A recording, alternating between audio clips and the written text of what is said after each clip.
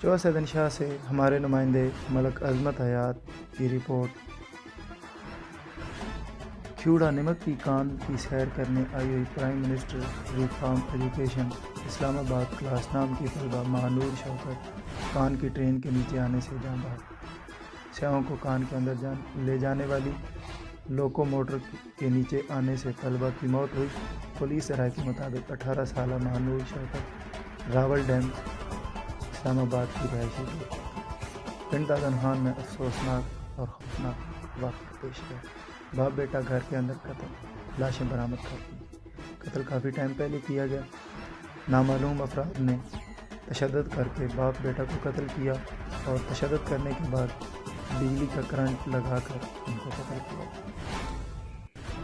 قتل ہونے والوں میں راجہ یوسف اور ان کا بیٹا راجہ سجاد شامل۔ مسا کسوال گجر خان کا رہائشی ندیم افتخار قتل، لاش اسپتال منتقل کر دی۔ ایف بی نیوز ٹیم کا آج rural health centre Kalas Pirphulai کا دورہ۔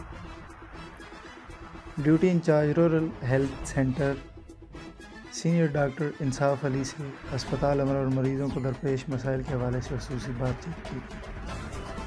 بعد ازاں تحریک انصاف کے اہم رہنما راجہ طارق افضل کالس کے ساتھ بھی ملاقات کی اور گروپ فوٹو بھی بنوایا۔